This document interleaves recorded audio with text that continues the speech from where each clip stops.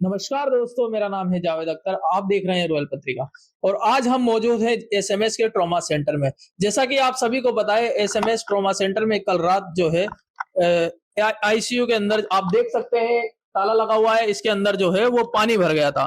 क्या मरीज यहाँ पर सही होने आता है या नई नई मुसीबतों को मोल लेने के लिए? कभी देखो तो यहाँ पर आगजनी होती है, तो कभी देखो तो यहाँ पर पानी भर जाता है। क्या मरीज एसएमएस हॉस्पिटल में भी आज सुरक्षित नहीं है?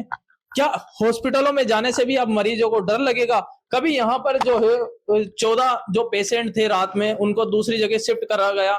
जो पेशेंट है उनके रिलेशन वाले भी यहाँ पर मौजूद थे, उनको भी यहाँ रात में, जबकि 3 से 4 डिग्री अभी जो है पारा चल रहा है, उस वक्त इस स्थिति में एसएमएस हॉस्पिटल में आप देख सकते हो जो पाइप के लीकेज होने से वहां पे पानी भर गया। क्या हालत रही होगी, आइए जानते हैं, हम लोगों से बात करेंगे। क्या ये जो प्रशासन की जो लापरवाही है वो झलकेगी? पीडब्ल्यूडी डिपार्टमेंट और स्वास्थ्य डिपार्टमेंट क्या इसकी जवाबदेही देगा या नहीं?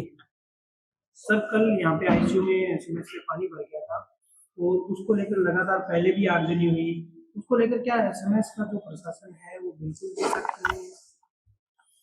देखो, आपको ठीक है, कल पानी भर गया, मैं मानता हूँ कहीं न कहीं चूक हुई है या कोई कमी थी मेंटेनेंस में, जो भी है। लेकिन इसके साथ आप लोगों को दूसरा पक्ष भी देखना चाहिए कि वो हुआ, लेकिन उसको कितनी तत्परता से मैनेज किया गया कि पेशेंट को कोई दिक्कत नहीं हुई, तुरंत पेशेंटों को शिफ्ट किया गया। पेशेंट को कोई दिक्कत नहीं है, उनको शिफ्ट कराया गया। शिफ्ट कराने के बाद में उस पॉइंट को देखा आइडेंटिफाई किया गया कि कहाँ दिक्कत है। उसको आइडेंटिफाई करके सारे उसको रोका गया और रात में ही उसको दुरुस्त करके आईसीयू की सफाई करके मॉर्निंग में तो हमने फ्यूमिगेशन के लिए बंद कर दिया गया। तो मैं ये कहूंगा वो चीज बिल्कुल पीडब्ल्यूडी से बात की है। वो एक पाइपलाइन थी जो बंद पाइपलाइन थी और पहले से वो उस दीवार में थी जिसका पता नहीं था। वो जंग लग के पाइप फट गया, इसकी वजह से वो पानी आ गया।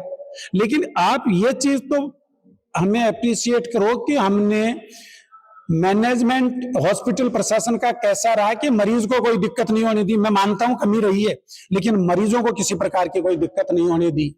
तो ये चीज भी आप अप्रिशिएट करो कि मैनेजमेंट में तो इंप्रूवमेंट हुआ है कि कुछ भी इश्यू हुआ हो, लेकिन उसको हमने मैनेज किया, टाइम रहते सकुशल मैनेज किया है कि पेशेंट को कोई दिक्कत नहीं आने दी। आगजनी के टाइम आपने बताया, ठीक है, हमारे से मरीज लॉस्ट हुए, लेकिन उस चीज से सबक लेते हुए अब की बार सबसे पहले हमने मरीजों को शिफ्ट किया कि मरीज के कुछ नहीं होना चाहिए, और उसके बाद में हमने पूरी रात में उस चीज को भी ठीक कराया। लेकिन क्या सिर्फ मरीजों को शिफ्ट करना ही आपकी जिम्मेदारी है? क्या ये जो छोटी छोटी घटनाएं हो रही है इनको रोकने के लिए कोई भी जिम्मेदारी नहीं ली जा रही है? देखो, ऐसा है कि हर चीज को, आज ये काम है पीडब्ल्यूडी का, अब आप मेरे से एक्सपेक्ट करो तो ये चीज जब बिल्डिंग बनी, जब जो पाइपलाइन थी, तो उसका तो मैं क्या जवाब दूं? आप बताओ, आज आप मेरी जगह होते तो क्या करते? अपने लिए सबसे प्राइम जो बीइंग ए डॉक्टर मेरा कर्तव्य है वो ये है कि मेरे पेशेंटों के कुछ नहीं होना चाहिए। सबसे पहले मुझे पेशेंटों को बचाना है। पेशेंटों को बचाने में मेरे कोई दिक्कत होती है, मुझे वो भी मंजूर है, लेकिन मेरे पेशेंटों को कुछ नहीं होना चाहिए। कुछ भी इश्यू आता है तो सबसे पहला मेरा कर्तव्य यही मानता हूं कि मेरे पेशेंट को आंच नहीं आनी चाहिए, पेशेंट को वो जो दिक्कत हुई उसकी वजह से कोई नुकसान नहीं होना चाहिए। अब आगे ऐसी कोई घटना ना हो, अनहोनी ना हो, उसको लेकर हॉस्पिटल प्रशासन है वो किस तरह की तैयारियां कर रहा है? नहीं, इसके लिए आज हमने पीडब्ल्यूडी वगैरह से बात हुई है, उच्च लेवल पर मीटिंग भी हो रही है। उसमें यही है कि इस तरह की कोई लाइन है तो उनको आइडेंटिफाई किया जाए और उनको आइडेंटिफाई करके डिफंक्शन किया जाए पूरी तरह, क्योंकि ये फंक्शन में नहीं थी जो पाइपलाइन थी।